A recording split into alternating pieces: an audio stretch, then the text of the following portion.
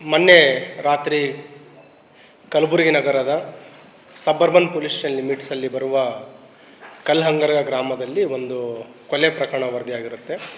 ಅದರಲ್ಲಿ ಪ್ರಾಥಮಿಕವಾಗಿ ನಮ್ಮ 112ಗೆ ಬಂದಿರೋ ಮಾಹಿತಿಯ ಪ್ರಕಾರ 17 ವರ್ಷದ ಯುವತಿ ಹ್ಯಾಂಗಿಂಗ್ ಮುಖಾಂತರ ಸೂಸೈಡ್ ಆಗಿದೆ ಅಂತ ಹೇಳ್ತಾರೆ. ಅಲ್ಲಿ ಹೋಗಿ ಸ್ಥಳ ಪರಿಶೀಲನೆ ಮಾಡಿದಾಗ ಏನು ಮೃತರಾಗಿದ್ದಾರೆ ಅವರಿಗೆ ಫಿಸಿಕಲಿ ಚಾಲೆಂಜ್ ಹುಡುಗಿಯಾಗಿರ್ತಾಳೆ ಮತ್ತು ಪ್ಯಾರಲೈಸಿಸ್ಲಿಂದ ಸಫರ್ ಆಗಿರ್ತಾರೆ. ಏನು ಸೀನ್ ಆಫ್ ಕ್ರೈಮ್ ಇದೆ ಅದು ಒಂಥರ ಸ್ಟೇಜ್ಡ್ ಸೀನ್ ಆಫ್ ಕ್ರೈಮ್ ಅಂತೀವಿ, ಅಂದರೆ ಸಸ್ಪಿಷಿಯಸ್ ಸೀನ್ ಆಫ್ ಕ್ರೈಮ್ ಆಗಿರುತ್ತೆ. ಹಾಗಾಗಿ ಅಲ್ಲಿ ಸ್ಥಳೀಯ ಮಾಹಿತಿಯನ್ನು ಕಲೆ ಹಾಕ್ತೀವಿ ಮತ್ತು ತಕ್ಷಣ ನಮ್ಮ ಫಿಂಗರ್ ಪ್ರಿಂಟ್ ಫೋರೆನ್ಸಿಕ್ ಟೀಮ್ ಕೂಡ ಅಲ್ಲಿ ಸ್ಥಳಕ್ಕೆ ಕಳುಹಿಸಿ ಪರಿಶೀಲನೆ ಮಾಡಿಸ್ತೀವಿ.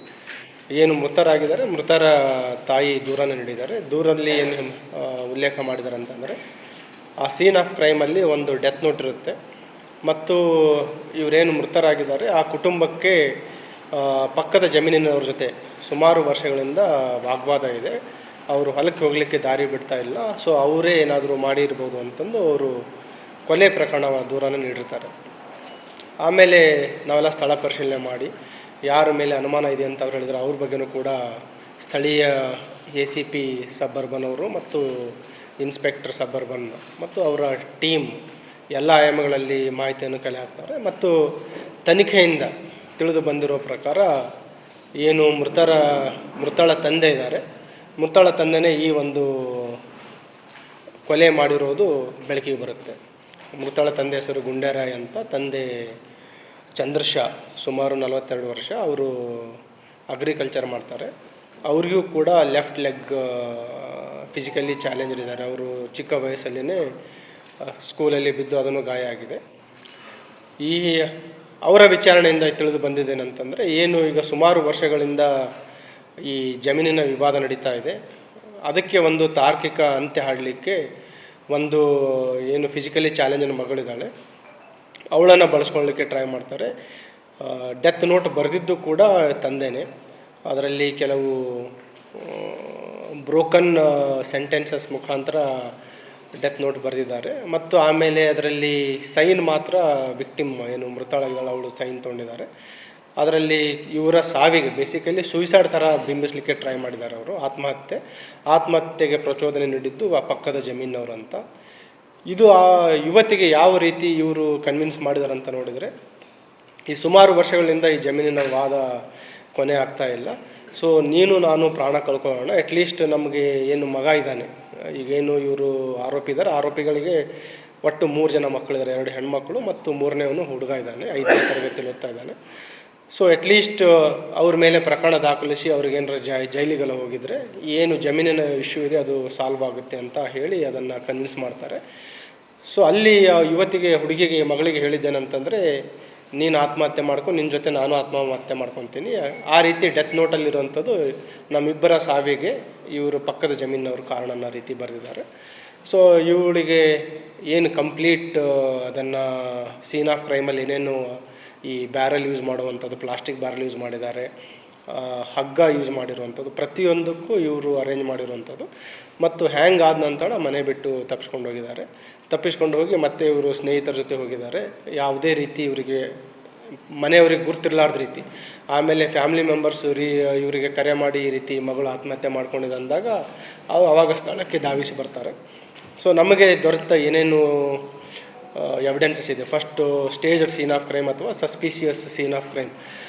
ಯುವತಿಗೆ ಆತ್ಮಹತ್ಯೆ ಮಾಡ್ಕೊಳ್ಳಿಕ್ಕೆ ಬರಲ್ಲ, 2 ಕೈಗಳು ಎದ್ದು ನಿಂತು ನಿಯರ್ಲಿ 9.5 feet ಅಷ್ಟು ಹೈಟ್ ಇದೆ. ಅದು ಏನು ಲೈಗೇಚರ್ ಹಾಕಿರುವಂಥ ಹುಕ್ಕಿದೆ, ಅಷ್ಟು ಅವಳಿಗೆ ನಿಲ್ಲಿಕ್ಕೂ ಆಗಲ್ಲ ಮತ್ತು ಕೈಲಿಂದ ಕಟ್ಟಲಿಕ್ಕೂ ಆಗಲ್ಲ.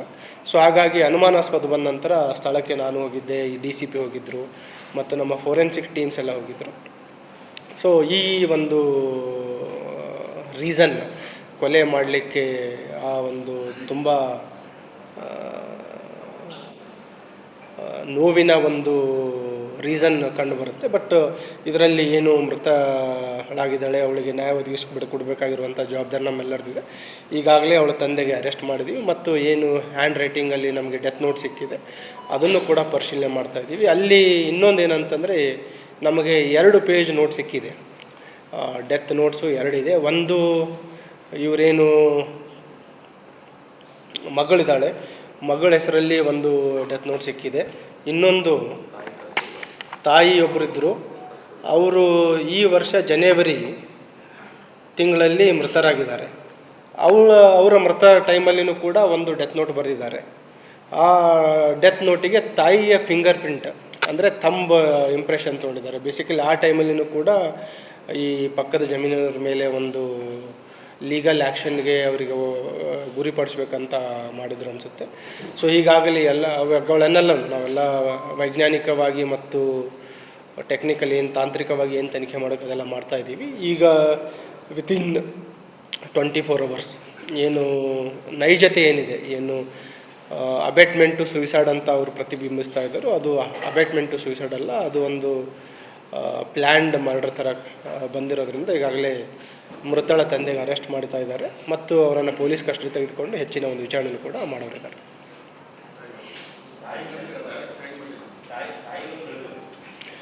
ಇಲ್ಲ, ತಾಯಿ ಅದು ಬೇರೆ ಯಾರ್ದು ರೋಲ್ ಇಲ್ಲಿವರೆಗೆ ಕಂಡು ಬಂದಿಲ್ಲ.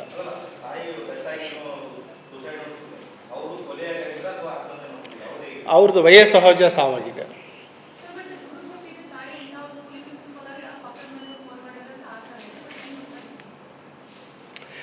ತಾಯಿನೂ ಕೂಲಿ ಕೆಲಸ ಮಾಡ್ತಾರೆ, ಮನೆ ಬಾಗಿಲು ಹಾಕಿರಲಿಲ್ಲ. ಸೊ ಅವರು ಮನೆ ಹೋಗಿ ನೋಡಿದಾಗ ಇವಳು ಹ್ಯಾಂಗಿಂಗ್ ಗುರ್ತಾಗಿದೆ. ತಕ್ಷಣ ಅವ್ರು ತಿಳಿಸಿದ್ದಾರೆ. ಅವ್ರ ತಾಯಿನೂ ಬಂದಿದ್ದಾರೆ ಮತ್ತು ತಂದೆನೂ ಬೇರೆ ಒಬ್ಬರು ಸ್ನೇಹಿತರ ತೋಟದಲ್ಲಿದ್ದರು, ಅವರು ಕೂಡ ಮನೆಗೆ ವಾಪಸ್ ಬಂದಿದ್ದಾರೆ. ಹಾಂ, ಗುಂಡೇರಾಯ ತಾಯಿ, ಅಜ್ಜಿ.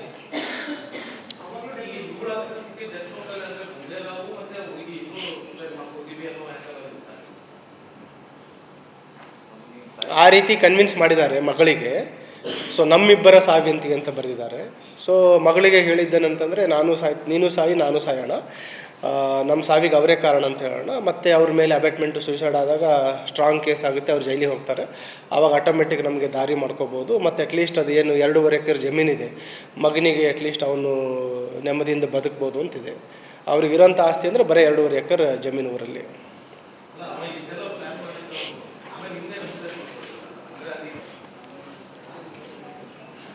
ಫರ್ತಾಬಾದ್ ಪೊಲೀಸ್ ಸ್ಟೇಷನ್ ವ್ಯಾಪ್ತಿಯಲ್ಲಿ ಒಂದು ಕೊಲೆ ಪ್ರಕರಣ ದಾಖಲಾಗಿದೆ. ಅದರಲ್ಲಿ ದೂರಿನಲ್ಲಿ ನಮೂದಿಸಿರುವ ವಿಷಯ ಅಂತಂದರೆ, ಒಂದು ಸಾಮಾಜಿಕ ಜಾಲತಾಣದಲ್ಲಿ ಒಂದು ವಿಡಿಯೋ ನೋಡ್ತಾರೆ ದೂರುದಾರ.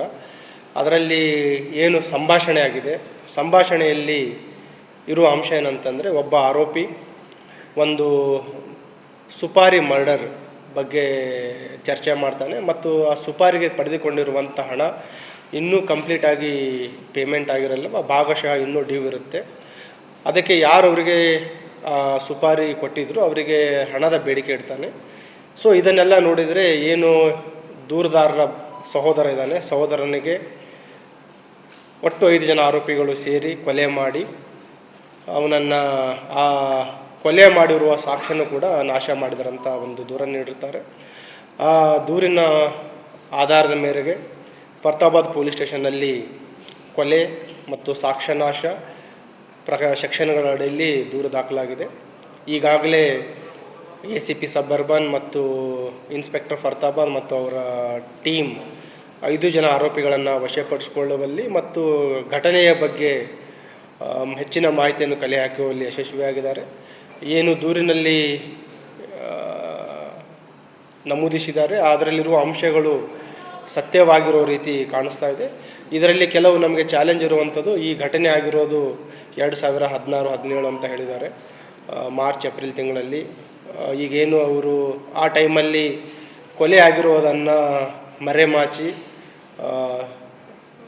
ನ್ಯಾಚುರಲ್ ಡೆತ್ ಅಂತ, ಸಾಮಾನ್ಯ ಮರಣ ಅಂತ ಹೇಳಿ ಲಾಸ್ಟ್ ರೈಟ್ಸ್ ಎಲ್ಲ ಮಾಡಿದ್ದಾರೆ. ಈಗ ಮುಂದಿನ ಕೆಲವು ನಾವು ಫೋರೆನ್ಸಿಕ್ ಮತ್ತು ಲೀಗಲ್ ಎಕ್ಸ್ಪರ್ಟ್ಸ್ ಜೊತೆ ಮಾತಾಡ್ತಾ ಇದ್ದೀವಿ. ಈ ಏನು ವೈಜ್ಞಾನಿಕವಾಗಿ ಮತ್ತು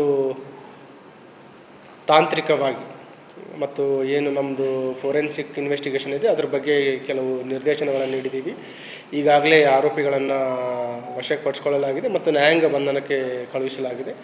ಆದಷ್ಟು ಬೇಗ ಅವರನ್ನು ಪೊಲೀಸ್ ಕಸ್ಟಡಿ ತೆಗೆದುಕೊಂಡು ಈಗೇನು ಇದು ಎಕ್ಸಿಬಿಷನ್ ಪ್ರೊಸೆಸ್ ಇದೆ ಅದನ್ನು ಕೂಡ ನಾವು ಮಾಡಬೇಕಾಗಿದೆ ಮತ್ತು ಕೆಲವು ತಾಂತ್ರಿಕ ಸಾಕ್ಷ್ಯಗಳ ಒಂದು ಸಂಗ್ರಹ ಕೂಡ ನಡೀತಾ ಇದೆ. ಆದಷ್ಟು ಬೇಗ ಅದೆಲ್ಲ ಮುಗಿದ ನಂತರ ನಿಮಗೆ ಹೆಚ್ಚಿನ ಮಾಹಿತಿನ ನೀಡ್ತೀವಿ. ಇದರಲ್ಲೇನು ಮೃತನಾಗಿದ್ದಾನೆ ಬೀರಪ್ಪ ಪೂಜಾರಿ ಅವರಿಗೆ ಅವರ ವೈಫ್ ಅವರಿಗೆ ಇದು ಆರೋಪಿಯಲ್ಲಿ ಒಬ್ಬರ ಜೊತೆ ಅಕ್ರಮ ಸಂಬಂಧ ಇತ್ತು. ಆ ಅಕ್ರಮ ಸಂಬಂಧಕ್ಕೆ ಅವನು ಅಡೆತಡೆ ಮಾಡ್ತಾ ಇದ್ದ ಅಂತ ಹೇಳಿ ಅವರೆಲ್ಲ ಸೇರಿಕೊಂಡು ಇದೊಂದು ಸುಪಾರಿ ಕೊಲೆ ಮಾಡಿರುವಂಥದ್ದು ಇಲ್ಲಿವರೆಗಿನ ತನಿಖೆ ಪ್ರಕಾರ ದೃಢಪಟ್ಟಿದೆ. ಅದನ್ನು ಎಕ್ಸಿಬಿಷನ್ ಅಂತೀವಿ.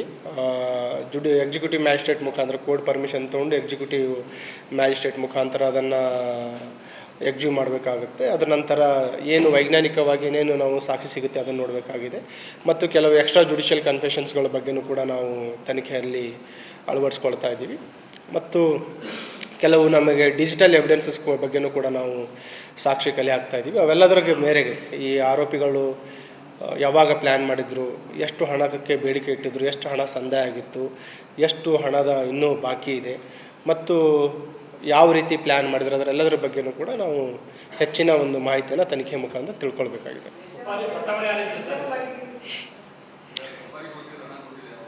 ಅದರಲ್ಲಿ ಅದನ್ನೇ ಹೇಳ್ತಾ ಇರೋದು, ಈಗ ಕೆಲವು ಪ್ರಾರಂಭಿಕ ಹಂತದಲ್ಲಿರುವ ಮಾಹಿತಿ ಇದೆ, ಖಚಿತವಾಗಿ ತಿಳ್ಕೊಬೇಕಾಗಿದೆ. ಟೋಟಲ್ ಎಷ್ಟು ಅಮೌಂಟ್ ಸಂದಾಯ ಆಗಿದೆ, ಎಷ್ಟು ಚರ್ಚೆ ಆಗಿತ್ತು. ಇದರಲ್ಲಿ ಪ್ರಮುಖವಾಗಿ ಅದರಲ್ಲಿ ಆರೋಪಿಯಲ್ಲಿ JCB ಸಿದ್ದು ಅಂತಿದ್ದಾನೆ ಮತ್ತು ಶಾಂತಾಬಾಯಿ ಅಂತ ಇವರೇನು ಮೃತನಿದ್ದಾನೆ, ಮೃತನ ವೈಫ್ ಒಂದು ಅಕ್ರಮ ಸಂಬಂಧದ ಹಿನ್ನೆಲೆಯಲ್ಲಿ ಈ ಘಟನೆ ಆಗಿರುವಂಥದ್ದು ಇದೆ. ಟೋಟಲ್ 5 ಜನ ಆರೋಪಿಗಳು ಮೇಲೆ ದೂರಿದೆ.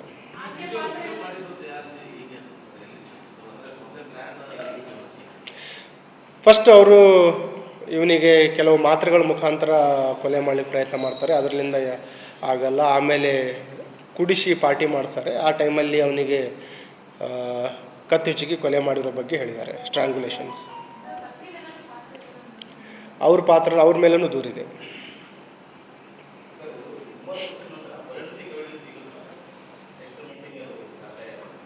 ಅಲ್ಲ, ಅದ್ರ ಬಗ್ಗೆನೇ ನಾವು ಈಗ ಎಕ್ಸ್ಪರ್ಟ್ ಒಪಿನಿಯನ್ ತೊಗೋತಾ ಇದ್ದೀವಿ. ಇದೊಂದು ಚಾಲೆಂಜಿಂಗ್ ಕೇಸ್, ಅದಕ್ಕೆ ನಾವು ಹೇಳ್ತಾ ಇರೋದು it is challenging case. But ನಮಗೆ ಕೆಲವು ಕುರುಗಳಿದ್ದಾವೆ. ಈಗ ಆರೋಪಿಗಳು ಆಲ್ಮೋಸ್ಟ್ 7-8 ಇಯರ್ಸ್ ಮೇಲಾಗಿದೆ. ನಮಗೇನೇನು ಎವಿಡೆನ್ಸ್ ಸಿಗುತ್ತೆ, ಡಿಜಿಟಲ್ ಎವಿಡೆನ್ಸ್ ಇರ್ಬೋದು, ಫೋರೆನ್ಸಿಕ್ ಎವಿಡೆನ್ಸ್ ಇರ್ಬೋದು, ಎಕ್ಸ್ಟ್ರಾ ಜುಡಿಷಿಯಲ್ ಕನ್ಫೆಷನ್ಸ್ ಇರ್ಬೋದು, ಸರ್ಕಮ್ಸ್ಟೆನ್ಷಿಯಲ್ ವಿಟ್ನೆಸಸ್ ಅಥವಾ ಎವಿಡೆನ್ಸಸ್ಸು, ಕೊರಾಬರೇಟಿವ್ ಎವಿಡೆನ್ಸಸ್, ಇವೆಲ್ಲವುಗಳನ್ನು ನಾವು ತನಿಖೆಯಲ್ಲಿ ಅಳವಡಿಸ್ಕೊಂಡು we will try to make as much as possible water tight case.